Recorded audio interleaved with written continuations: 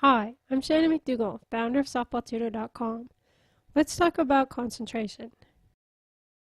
Concentration is the action or power of focusing one's attention or mental effort on one specific thing. The ability to execute a skill and focus on what you're doing in a distracting situation is very important to success in softball. Spectators, supporters, teammates, coaches, opponents, and officials are all potential distractors during competition. The other distraction, though, could be yourself.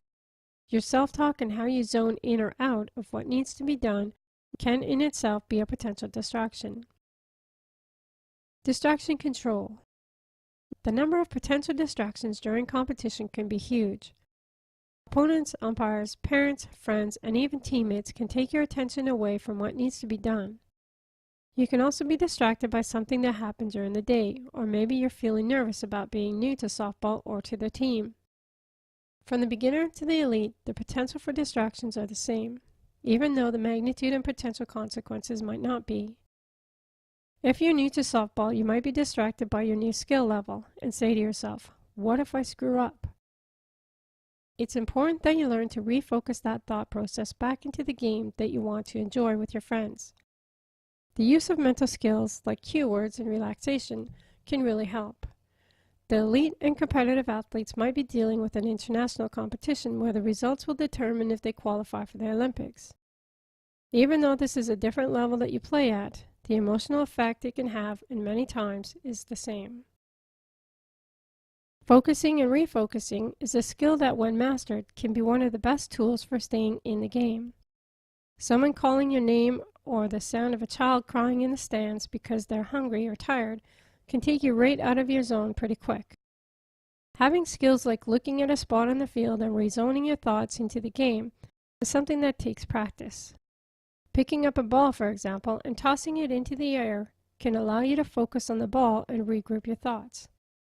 Acknowledging the distraction and then consciously redirecting your focus will help you to deal with that distraction if it happens again.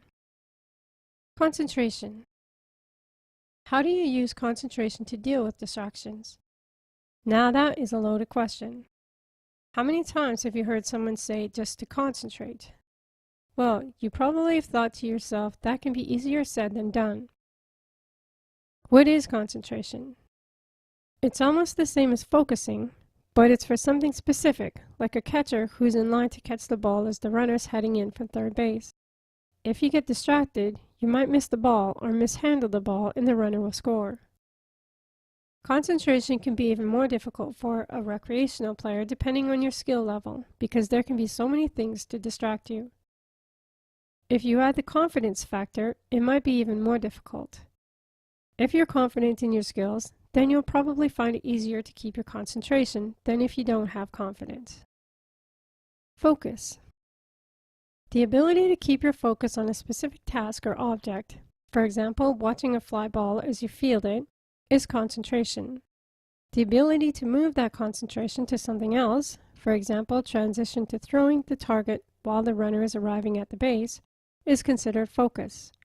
They go together and are equally important to success in softball. There's 4 types of focus, and they all work together depending on the situation and what you're concentrating on at that moment. The 4 types of focus are as follows. Number 1, internal focus.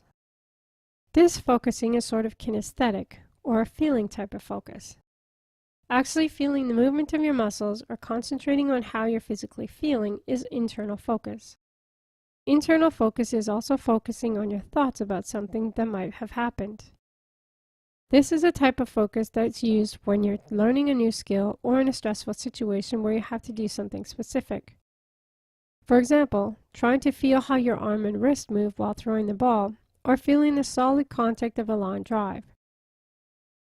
During a game, you would probably not be trying to feel the skill kinesthetically, but you would experience internal focus when using your mental training skills. External focus is focusing attention outward on an object that's in front of you, such as focusing on the ball as it's coming to the plate to drive it up the middle, or making sure your glove is in the right position as someone is throwing the ball to you. Narrow focus is focusing on something specific, such as where you're throwing the ball to. This is where your focus is only on relevant cues that will affect the outcome of your performance. Your ability to keep this focus can be affected by distractions around you and your psychological arousal level. If you're not mentally focused enough, you can be distracted by surrounding cues or activity. If you're too focused, you might miss important cues such as the receiver's glove moving. Broad focus is focusing on more than one thing at one time. This would be something like focusing on the base runners while throwing to first base or during a rundown or a pickle. Sometimes not only the game will determine the focus, but also the specific situation in the game, like the number of outs or the score. During competition and training, it's common to be using two types of focus at one time. Some of them sound the same, but they have very different meanings. Some of these combinations are as follows.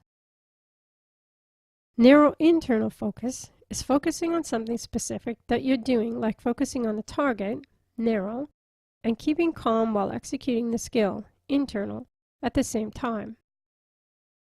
This would be relevant when you're fielding the ball with 2 out and the game is on the line.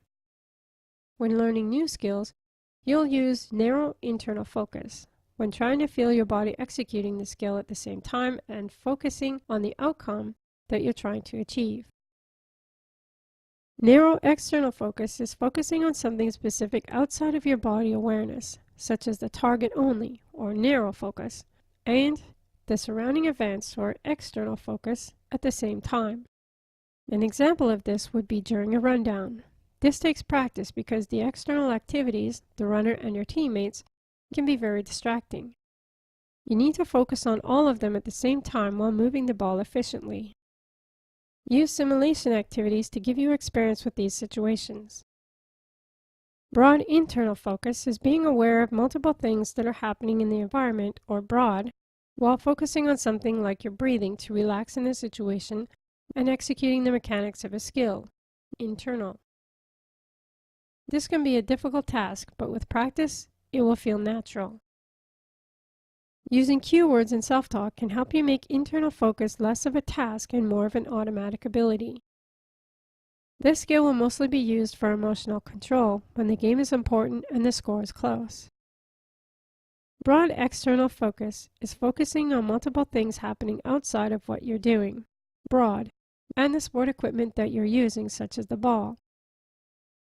Fielding and then throwing the ball requires focus on your glove, the ball, and the play that you will need to make while being aware of the runners. Take some time to experiment with the different types of focus and see if you can identify them. Use the activities to improve your concentration and focusing skills. Skills like relaxation and self-talk will help you as you continue to get better at concentration, focusing, and refocusing. Thank you for listening. If you have any questions about the application or your progress, be sure to contact me at coach@softballtutor.com.